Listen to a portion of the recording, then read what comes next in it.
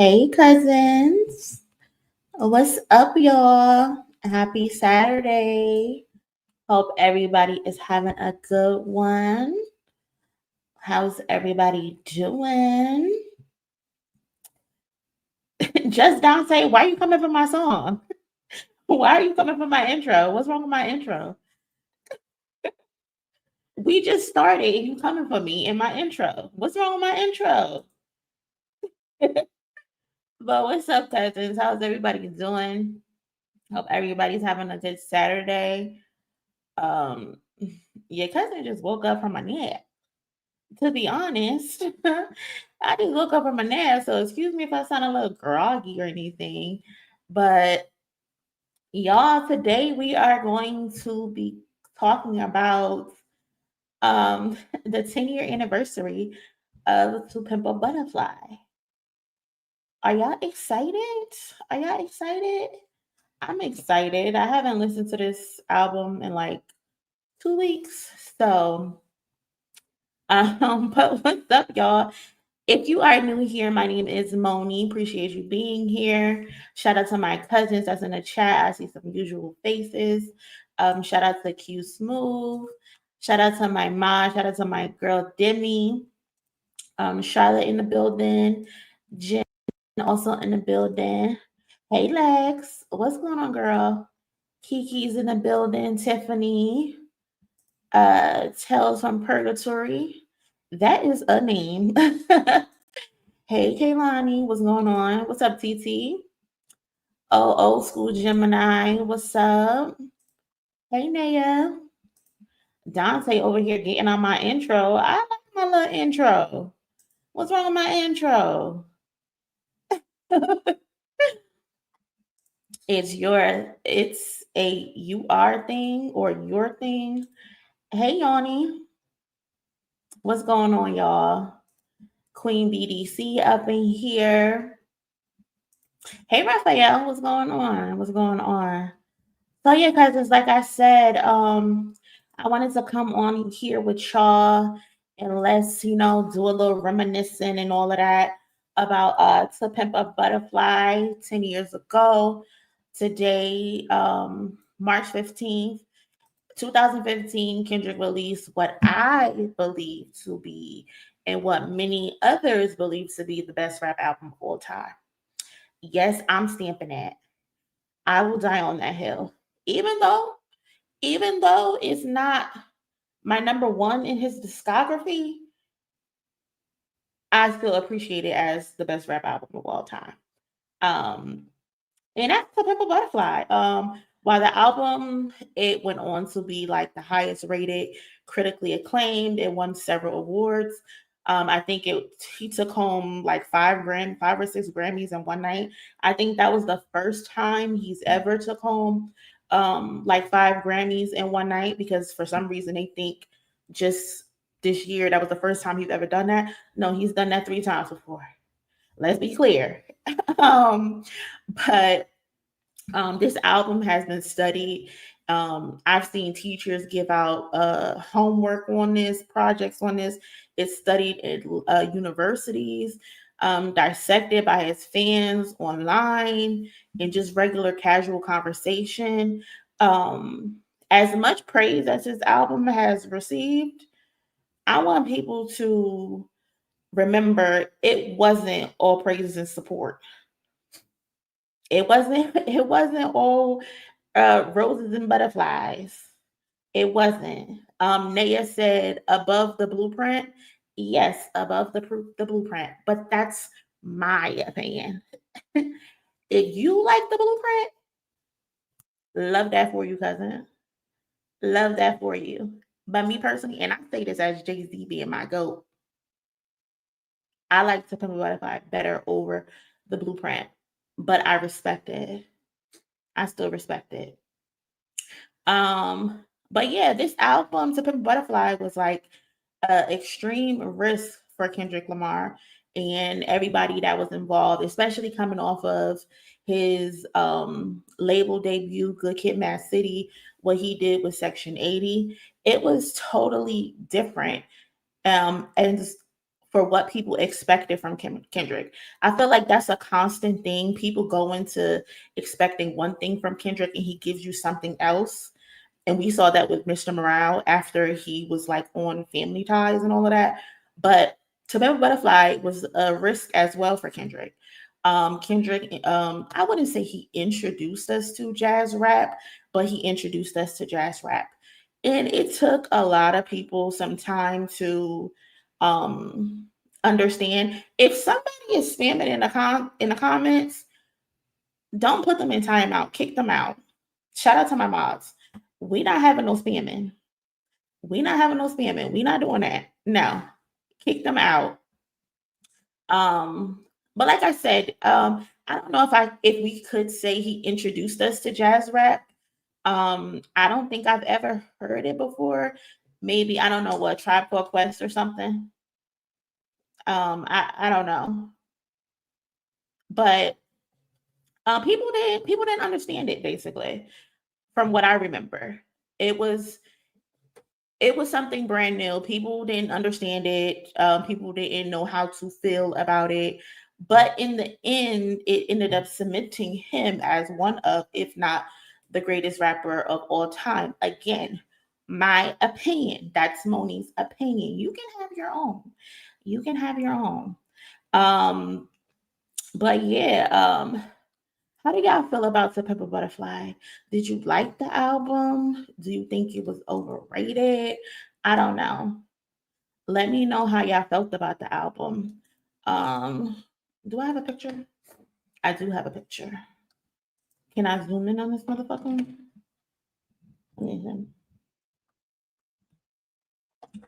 So this is the album cover. I'm pretty sure y'all have seen this album cover everywhere. Kendrick took his boys, his hood, his family, his friends to the White House, and they out in front of the White House acting a damn fool. And from what I remember, Kendrick, I think this album was created because he took a trip to South Africa, and it's where he got the inspiration for To Pimp a Butterfly. He saw how his people were living, their stories, the history that made us who we are, and he wanted to basically like bring that home. He wanted to share that with the world and show who we are basically as people. And I found these pictures on Twitter of him actually in South Africa when he went. Why the hell is this nigga in the car with his shirt off? This is him in South Africa right before he wrote or was writing To Pimp a Butterfly. So I thought this was really cool to see 10 years later him with the kids. They all want pictures of with him. So that was pretty dope. That's pretty cool. Especially to get that inspiration to be able to come back and put it in that album. Again, like I said, not everybody liked it. He also pissed a lot of people off with his personal comments leading up to the album getting released with like the comments that he made about Trayvon Martin, Michael Brown with Ferguson and all of that. Very controversial, very controversial. I think he said some comments where he was like, how do we expect them not to harm us or whatever? Basically, respectability complex. And he made a lot of people mad about that. He even made me mad with that bullshit. He even made me mad with that bullshit. I can't even lie.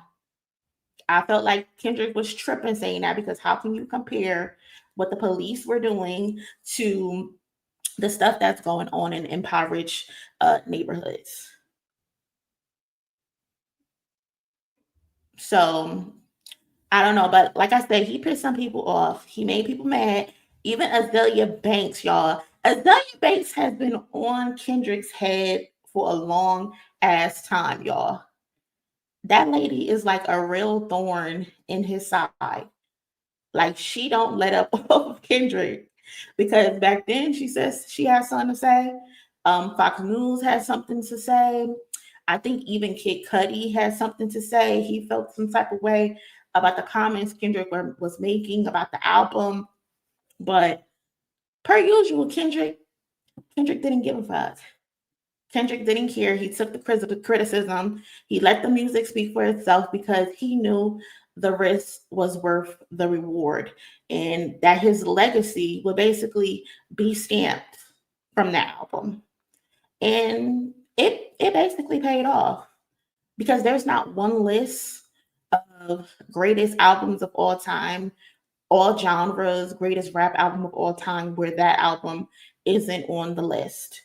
I feel like he changed the landscape of rap with this album, with Pimp A Butterfly, with the performances, with them performances, the Grammy performance of 2016, he made them people uncomfortable. Them people didn't know how to handle that Grammy performance. So much so that they low-key kind of like banned it and hid it from ever, not ever, but at the time you couldn't find the performance after he got off that stage. Like I think even at one point they ended up like cutting his microphone during the performance. Like it was crazy. Hold on. I think I found this article that shows when they what's the headline? When asked to clarify why Kendrick's sound was temporarily cut, a rep responded with one word, fuck. And this article was February 16th in 2016. They cut the damn microphone during the performance because he was in there scaring them people.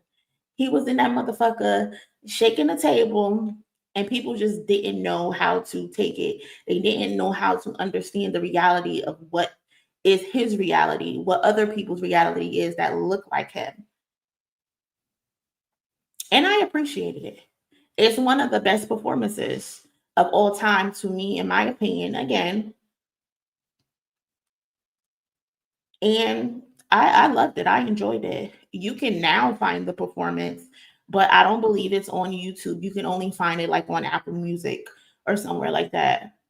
Or you probably find it on YouTube, not YouTube, on Twitter or something. Yeah, they were too comfortable. And Kendrick was like, no, let's liven this shit up. Let's liven this shit up. And then, you know, All Right became the face of the Black Lives Matter movement, when in reality, I think that song was kind of written to back, what is it, You, the song right before that. Um, it's I think it's on YouTube, but it's not like a licensed copy. So it's not, the clarity isn't like 4K or anything like that. But yeah, I don't know. Like You, when I listen to All Right Now, especially if I listen to it right after You, it sounds like a song that was written to basically like soothe himself, letting him know like I have these terrible thoughts about myself, but in reality I'm gonna be all right.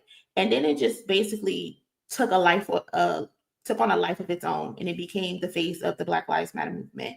It inspired people to have hope, change, and them standing 10 toes down for themselves and for their people. So To Pimp a Butterfly was also inspired by Tupac Shakur. We all know that's a huge influence in Kendrick's life and his music. Like they have this ethereal bond. Kendrick don't play about Tupac. He don't play about Tupac. Like he will draw a line in the sand every time something is about Tupac. Like we see what he did to Drake because he was playing with Tupac. Don't play with Tupac in this man. And like throughout the album, you know, we get the piece by piece, and Kendrick shares like what appears to be like a poem, and then he just keeps adding on to it as the songs, you get deeper into the track list. But at the end, it's revealed like he's reading a letter to Tupac Shakur, not really Tupac, but he's having this conversation with Tupac basically like beyond the grave, which is insane the first time you listen to this shit, because you like, nigga, why did it sound real? Like this sounds too flawless. Is Pac really dead? Is he really in Cuba? Is this a real conversation? It sounds too real. I know that's how I felt the first time I heard it. Like, ain't no way he pieced this shit together. It made it sound this good. That's how I felt the first time I heard it. But they having a conversation basically before Tupac disappears. back to the grave, I guess, before like questions can be answered, before the advice Kendrick is asking him for, like he never receives it. He never received it. And basically it's like Tupac can't save you. And I just feel like that's so funny because since To Pimp a Butterfly, he has I don't know if y'all count Untitled on Mastered as the album, but those are throwaways. He had Damn, um, and then Mr. Morale. And it wasn't until Mr. Morale, disc 2, track 5, Savior, where he finally realized Tupac is dead, that I gotta think for myself. So I think that's just crazy how it all came full circle. But cousins, I wanted to relive this basically and react to each song with y'all for the 10-year anniversary. If that's cool with y'all, and give me y'all insight on each song. If you down, let me see you drop some butterflies in the chat for me. If you down to listen to the songs with me. If not, appreciate you. See you on the next live stream. And please like this video, share this video if you haven't already. Also, thank you in advance to anyone who supports the channel. Since a donation, this video is about to be copyrighted as fuck. It's about to be restricted, so I won't get any penny from it. We just doing this for the vibes. We doing this for the love of the game. UMG and Interscope are real strict over here about their fucking music. So again, thank you and shout out to the replay game because the playback will be available on Patreon for free. I won't charge. It's going to be for free for those that missed the live stream because I'm going to have to edit this shit out. But yeah, that's what we about to do. We about to react to the songs basically. And we're just going to chill. We're just going to vibe out and nothing too crazy. So again, if you haven't already, please smash the like button for me. It helps the channel grow. It gets us in the algorithm and all of that jazz. Let me see. Do I have this? How are we gonna do this? Let's see. I'm gonna be playing this from YouTube because my Apple Music is be tripping, and my Spotify. I don't have Spotify. So we're gonna do this from Apple Music. Okay. So first song, we just gonna get right into it. About to love listen while getting ready to my reggae show. Shout out to you. Are you performing or are you just going to like a concert? And that was for T Bella. Shout out to y'all for the butterflies in the chat. So first song, y'all, is Wesley's Theory.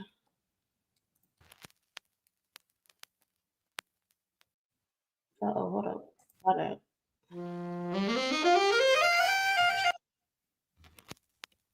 First of all, let's pause real quick.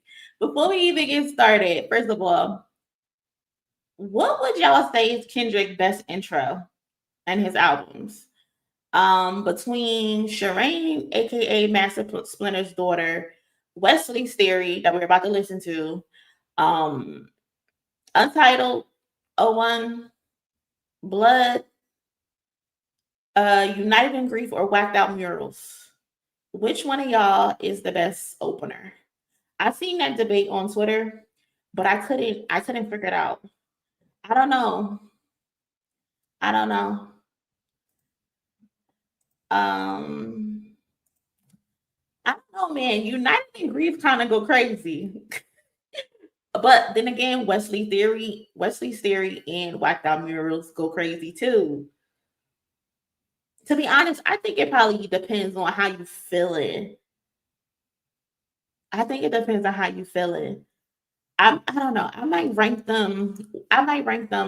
Whacked Out Murals, Wesley's Theory, United in Grief, Shireen, Blood, and then Untitled 01. I don't know though. Yeah, I think I'm gonna go Whacked Out Murals, Wesley's Theory, United in Grief, Shireen, Blood, and then Untitled. Yeah, I don't know. Just a question, but back to the song. I'm rambling already. I'm sorry.